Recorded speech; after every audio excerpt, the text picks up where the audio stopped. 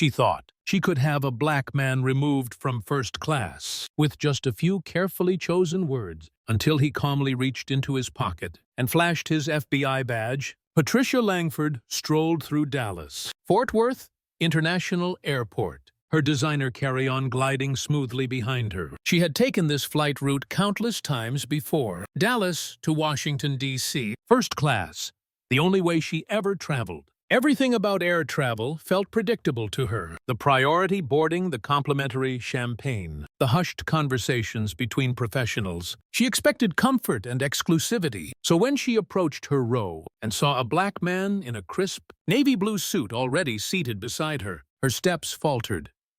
He had an air of quiet confidence, his laptop open eyes scanning the screen, as if he were reviewing something important. Patricia's lips pressed together. She set her designer tote down with a little too much force and took her seat, barely masking her displeasure. First class wasn't supposed to be like this. The man beside her, Daniel Stokes, barely acknowledged her.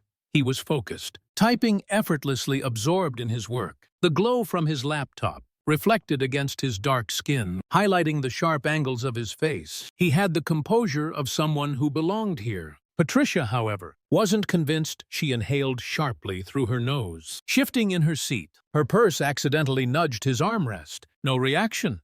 She sat up straighter, glancing around, as if expecting a flight attendant to notice this mistake.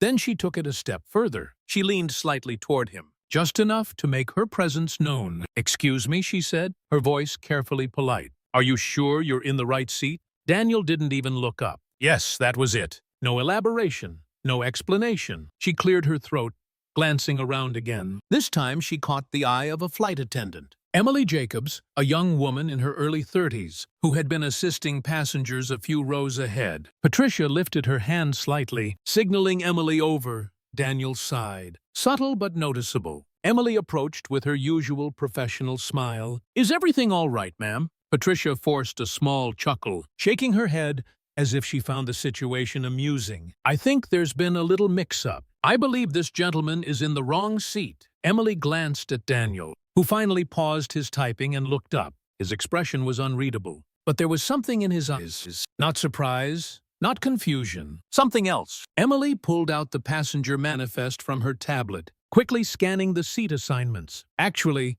Mr. Stokes is in his correct seat," she said politely. "Your ticket says 2A and he's in 2B. Patricia blinked. Her fingers tightened around the edge of her armrest. "That's odd," she said, forcing a laugh. "Are you sure?" I just assumed." Emily smiled already, sensing where this was going. "I'm sure, ma'am. Everything looks correct." Patricia's face twitched. Her carefully controlled expression wavered for a fraction of a second before she smoothed it over with a tight-lipped smile. "Well," she exhaled, "I suppose mistakes happen." She turned back toward the window, but she wasn't done. Not even close. Daniel, meanwhile, had already gone back to work. Emily hesitated for a second, sensing the tension, then gave Daniel a quick nod before stepping away. But Patricia was stewing. Her fingers tapped against her knee. Her breath was shallow, eyes darting toward the flight crew. Then back to Daniel. He wasn't reacting. He wasn't explaining himself or offering any reassurances. He wasn't playing into the little game she had expected him to play. That made her angrier. She wasn't the kind of woman to let things slide. But Patricia isn't the type to suffer in silence. She decides to take action. Patricia sat stiffly, arms crossed over her chest, her mind racing. This wasn't right. She had flown first class for decades, and never, not once, had she been put in a situation like this. The man beside her wasn't doing anything wrong, but that didn't matter to her. He didn't belong. Her breath came faster, her irritation bubbling just beneath the surface. She couldn't just sit here and accept this. She pressed the call button. A soft chime sounded overhead, and Emily Jacobs reappeared a few moments later. Her smile was the same as before. Professional and warm. "Mom, is there something I can help with?" Patricia kept her voice low, her tone carefully measured. "I'd like to request a seat change." Emily blinked. "Oh, are you uncomfortable? Is there an issue with the seat itself?" Patricia hesitated for half a second. She couldn't just say what she was really thinking. Instead, she tilted her head toward Daniel, lowering her voice even further. I don't feel comfortable sitting here," she said, her words slow, deliberate. Emily's smile faltered. I'm sorry to hear that, ma'am. If there's a technical issue with the seat, I'd be happy to know. It's not the seat, Patricia interrupted. She exhaled sharply.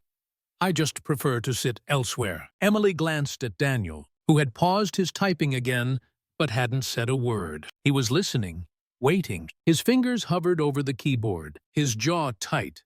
Let me check if there are any open seats, Emily said, tapping her tablet. Just a moment. Patricia sat back, lips pressed into a firm line. Daniel didn't react.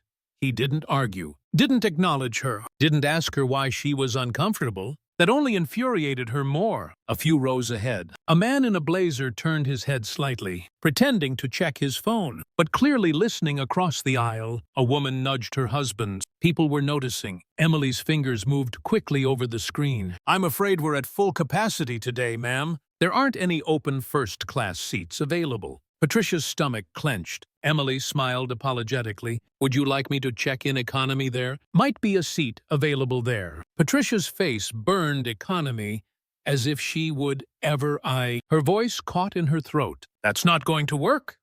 Emily's smile didn't waver. In that case, I hope you don't mind staying in your assigned seat. Patricia forced a thin-lipped smile. I suppose I have no choice. Emily nodded. Let me know if you need anything else. She walked away, but Patricia barely noticed. Her ears were ringing. Daniel, still silent, turned back to his laptop and resumed typing. That was it. That was his response. He was just going to pretend she didn't exist. Her fingers curled into fists. This wasn't over. She exhaled sharply and pressed the call button again. This time Emily hesitated before coming back. Ma'am. Patricia sat up straighter. I need to speak to someone in charge. Emily's face remained neutral. I'm the lead flight attendant on this flight. Is there something I can clarify for you? Patricia's voice sharpened. I need to speak to the head crew member or the pilot. A murmur spread through the cabin. Someone let out a quiet chuckle. Emily's expression remained professional, but her patience was clearly thinning. Ma'am, the pilot is preparing for takeoff and won't be available, but I'm happy to assist you. Patricia pursed her lips, her jaw tightening. Daniel wasn't reacting. He wasn't nervous, wasn't shifting in discomfort. It was like he had done this dance before. She lowered her voice again. I don't feel safe. That changed everything. Emily's smile dropped. Her body stiffened. Daniel stopped typing. Across the aisle, a middle-aged man wearing a Bluetooth earpiece muttered, Here we go again. Emily straightened up. I'm sorry, ma'am, but can you clarify what you mean? Patricia folded her hands neatly in her lap, tilting her head slightly. I just don't feel comfortable. She hesitated just long enough to imply something, without saying it outright. I don't want to be difficult, but I think it would be best if someone else took this seat. Daniel closed his laptop. This time he looked her directly in the eye. And for the first time, Patricia felt a flicker of uncertainty. But Patricia isn't letting this go, and now she's getting louder. A hush settled over the cabin, the weight of Patricia's words hanging in the air. I don't feel safe. The phrase carried power. It wasn't loud, but it didn't need to be. It was carefully chosen, designed to trigger a response. Emily, still standing beside her, didn't move right away. Her posture stiffened and her eyes darted toward Daniel, who had now fully closed his laptop, hands resting on top of it. He wasn't smiling. He wasn't frowning. He just stared at Patricia. Studying her, Patricia didn't waver. Not yet. Emily exhaled slowly. Mom, she said carefully, are you saying you feel threatened? Patricia tilted her head slightly, giving the smallest shrug. I'm not saying that I just don't feel comfortable. That's all across the aisle. The businessman with the Bluetooth scoffed and muttered, Unbelievable. A young woman 3 rows back lifted her phone slightly, pretending to text but clearly recording. A few other passengers whispered among themselves, heads turning in Patricia's direction. Patricia noticed she could feel the shift. The tide was turning against her, but she wasn't about to back down. This is a simple request, she continued, feigning politeness. I'm just asking to be accommodated. If I'm uncomfortable, I should have the right to move seats, shouldn't I? Emily's jaw tightened. Ma'am, I already checked, and there are no open first-class seats available. Patricia pressed her lips together.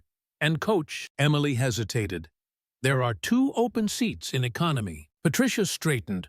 Perfect. He can take one of them. A low ripple of murmurs spread through the cabin. Daniel inhaled deeply, his fingers drumming once on the surface of his laptop, before going still. He wasn't arguing, wasn't responding, but he also wasn't moving. Emily blinked, as if replaying Patricia's words in her mind, to make sure she heard correctly. "Ma'am?"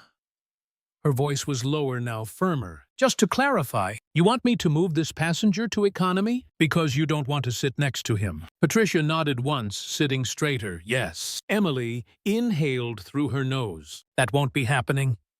Patricia's eyes snapped up. "Excuse me." Emily folded her hands in front of her, voice unwavering. "Mr. Stokes has a first-class ticket, just like you. He is in his assigned seat. I cannot and will not ask him to move." Patricia's face flushed. She was losing control of the situation. Passengers were staring openly now, some whispering, some shaking their heads. The young woman with the phone was still recording. Patricia felt her stomach twist. "This is ridiculous," she hissed. "I am simply asking for the same courtesy that would be extended to anyone else who feels uncomfortable." Emily didn't budge. "You are asking me to remove a paying passenger from his assigned first-class seat and relocate him to economy for no valid reason. That is not an accommodation. That is discrimination." A sharp silence followed. Someone let out a low whistle. Daniel hadn't moved, hadn't said a word. He just watched Patricia waiting. Patricia's pulse pounded in her ears. This wasn't how it was supposed to go. Emily squared her shoulders. "Ma'am, we are about to taxi. If you cannot remain seated and follow flight crew instructions, I will have to ask you to deplane." Patricia's stomach dropped. What Emily's tone remained, professional but firm. "You have two options. Stay in your seat quietly, or you can deplore." But Mr. Stokes is not moving. A few passengers clapped softly. Patricia felt humiliation rise in her chest. This wasn't how things were supposed to work. She wasn't supposed to be the one getting reprimanded. She opened her mouth, ready to argue, but before she could, Daniel reached into his pocket. He pulled out a leather case, flipped it open and held it up, and just like that, everything changed. A gold FBI badge gleamed under the cabin lights. The air in the plane shifted. Patricia's entire body went rigid. Passengers gasped, a few even chuckled. The young woman recording, she zoomed in immediately. Daniel's voice was calm, even unreadable. "Ma'am," he said smoothly, tilting his head, "would you like to file an official complaint? I can take your statement now." Patricia's breath hitched. She couldn't speak. Daniel didn't move, didn't blink. He just waited. And for the first time, Patricia felt truly trapped. But Patricia isn't just embarrassed. She's about to face real consequences. The silence in the cabin was thick, stretching uncomfortably between Patricia and Daniel. His FBI badge glinted under the overhead lights, the gold emblem unmistakable. It was the kind of thing you couldn't unsee, the kind of revelation that shifts the entire room. Passengers who had been whispering moments ago were now staring openly, some smirking, others wide-eyed. Patricia's mouth went dry. Her brain scrambled for an explanation, an excuse, a way out. This wasn't supposed to happen. The man she had tried to have removed from the plane, the man she implied was a threat, was federal law enforcement. Her throat tightened. Daniel's expression hadn't changed. He wasn't smiling or gloating. He just sat there, badge in one hand, eyes locked onto hers, waiting. His voice was steady, level, unreadable. "Would you like to file an official complaint, ma'am?" The words hung in the air like a loaded gun. Patricia's body felt frozen, heat creeping up her neck. She tried to speak, but all that came out was a faint, strangled I. Daniel tilted his head slightly. "You said you felt uncomfortable." He continued, tone polite, but sharp. "That's a serious allegation on a federal flight. If you believe I've done something inappropriate, I'd be happy to take your statement." Patricia's stomach dropped. She could feel it happening. The shift moments ago, she had controlled the narrative. She had expected sympathy, expected someone, anyone, to take her side. But now, she was the one under scrutiny. A man 2 rows ahead let out a low chuckle. "Oh, this is priceless," he muttered, shaking his head. The young woman recording zoomed in on Patricia's face. Emily, the flight attendant, stood nearby, arms crossed, her face carefully neutral. But there was something in her eyes, a silent understanding, a quiet expectation. She was waiting.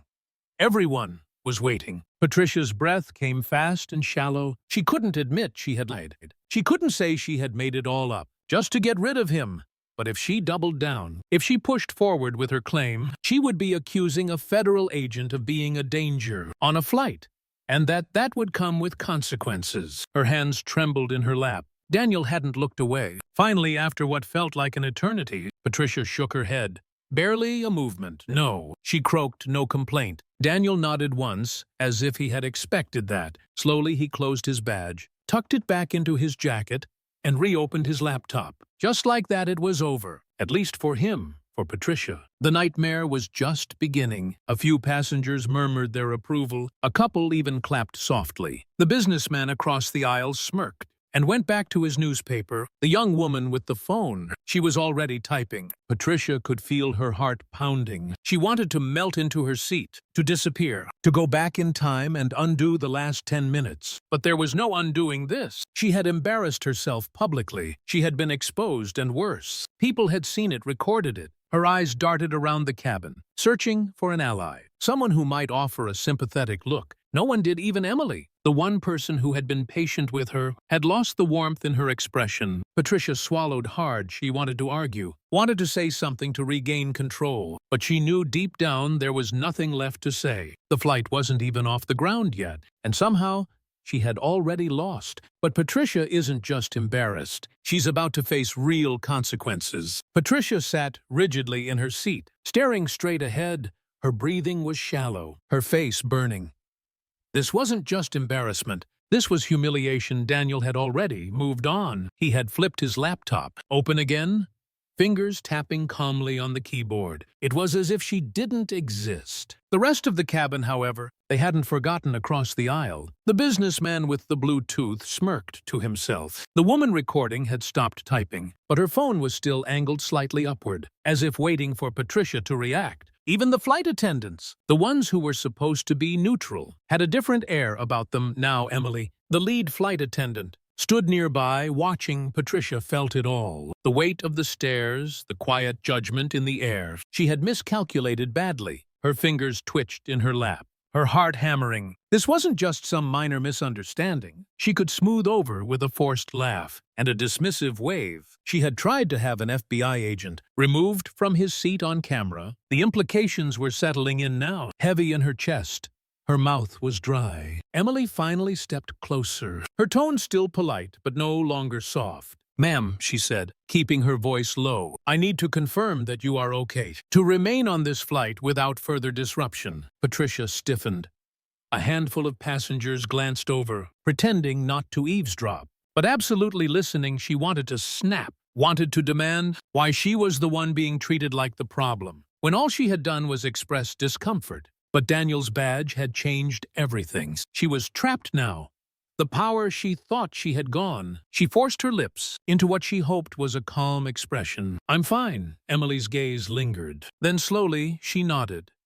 "I'm going to hold you to that." Then she turned and walked away. Patricia exhaled shakily, clenching her hands together in her lap. It was over. At least that's what she thought. A sharp chime broke the silence. She looked up just as the young woman with the phone smirked at her screen and tapped twice. Patricia's stomach clenched. She knew that look. She had seen it on her own grandchildren's faces. When they shared something online, something meant to spread fast. Her fingers tightened around the armrest. She turned slightly, heart-pounding, and stole a glance at the woman's screen. The video was already uploaded. Patricia felt like the air had been knocked from her lungs. The caption was simple. "Racist woman tries to remove black man from first class, then learns he's FBI." Patricia's hands went cold. The flight wasn't even in the air yet, and somehow she had already lost. And if it was already online, that meant there was no stopping what came next. She turned her head forward again, trying to steady her breathing, trying to convince herself that maybe it wouldn't be so bad, maybe no one would care. Maybe it wouldn't spread. Maybe her phone vibrated in her purse once, twice, a third time. Patricia's chest tightened. She didn't want to look.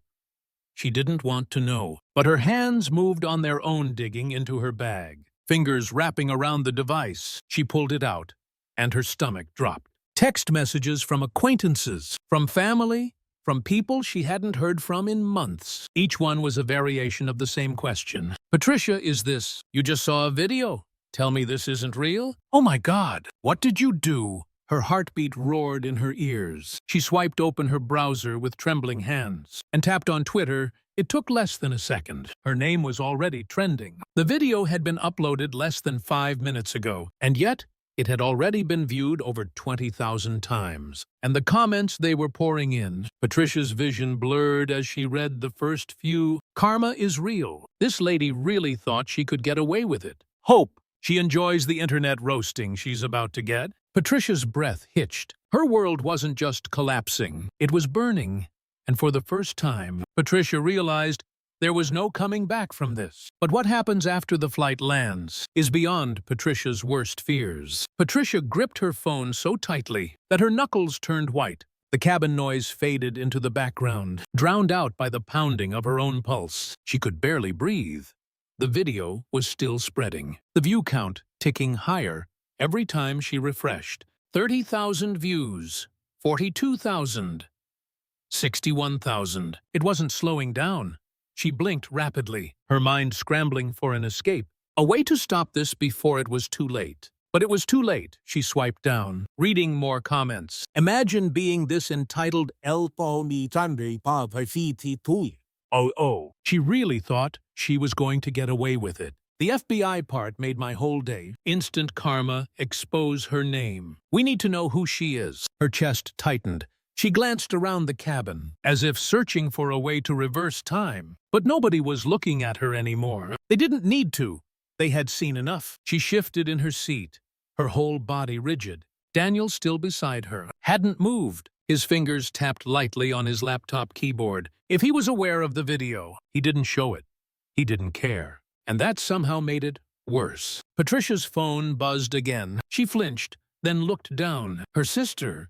She hesitated, then pressed the decline button with a shaky finger. She wasn't ready for that conversation. She wasn't ready for Ennius. The plane had barely even taken off, and yet her world was already collapsing around her. She exhaled sharply, forcing herself to stay calm. She needed a plan, a way to fix this. She could apologize. Maybe that would help. No, that would only fuel the fire. She could ignore it. Pretend she hadn't seen the video. No, that was worse. Her mind raced, her thoughts colliding, spiraling. And then the pilot's voice came over the intercom. Ladies and gentlemen, we are beginning our descent into Washington, D.C. The local time is 5:43 p.m. Please ensure your seatbelts are fastened as we prepare for landing. Patricia's heart dropped. She had been so focused on the chaos inside the plane that she had forgotten what was waiting for her outside of it. She refreshed the video one last time. 97,000 views. Her name was trending. Her hands shook as she stuffed her phone back into her bag, trying to convince herself that she could still get ahead of this, that maybe, just maybe, it wouldn't be as bad as she thought. But Patricia still hopes the storm will pass until she turns on the news. Patricia practically bolted off the plane the second the doors opened. She ignored the side glances, the quiet chuckles, the unspoken judgment hanging in the air. She just needed to get out. But as she hurried into Reagan National Airport, her pulse skipped at what she saw. Waiting near baggage claim. A cluster of reporters, not a huge crowd. Not yet, but enough. A woman in a navy blazer held a microphone near her hips. Reading from her phone as a cameraman filmed her, the now viral video shows an unidentified woman attempting to have an FBI agent removed from first-class sighting discomfort. The clip has gained over 1 million views. In just a few hours, Patricia stopped breathing. 1 million. That was impossible. She turned her head quickly, praying they hadn't seen her. But one of the reporters locked eyes with her. The woman's face lit up. Wait, that's her. Patricia spun on her heel, panic spiking in her chest. She could not be seen this. She moved fast, her heels clicking sharply against the tile floor. She needed to get to the exit now, but her phone buzzed violently in her purse. Texts, missed calls, alerts. She couldn't outrun it. She shoved past a group of travelers, her breath short, her hands clammy. She barely made it to the curb before her name was shouted behind her. Miss Langford, do you have a response to the video? She winced. She hadn't even realized her name had been released yet. A taxi slowed near the curb, and she nearly threw herself into the back seat. Go! She snapped at the driver now. He raised an eyebrow, but pulled away from the curb without a word. Patricia pressed her hands to her temples, eyes squeezed shut. 1 million views. Her stomach churned. She had built her whole life on careful reputation management. A good image, a respected name, and in a single afternoon, it was gone. Her phone vibrated again. This time it was a number she didn't recognize. She stared at it, heart hammering. Then just before it went to voicemail, she swiped to answer hello. A brief silence, then a clipped voice. Miss Langford. This is James Rollins, chair of the Marston Foundation. I assume you're aware of the situation. Patricia's mouth went dry. She had been on the Marston Foundation board for years, a charity that prided itself on its progressive image, inclusivity, and ethical leadership. And she already knew what this call was about. She swallowed James. We're going to need you to step down. He interrupted immediately. Patricia stared blankly ahead. It wasn't a request. It was an order. Her pulse drummed in her ears. But this is being taken out of context. The board disagrees. His voice was flat, final. We'll issue a public statement by morning. We expect your resignation. By then, a sharp beep. He had hung up. Patricia lowered the phone slowly. Her career was over. Her reputation was gone. And the worst part, no one cared about her explanation. They had seen the video, and the video was enough. She let out a shaky breath. This wasn't something she could control. This was something she had done to herself, and now she had to live it. Meanwhile, Daniel Stokes hadn't even spared her another thought. By now, he was probably in a meeting completely unbothered, his life untouched because for him, this had been just another Tuesday. If this story made you think, don't forget to subscribe for more gripping, real-life scenarios.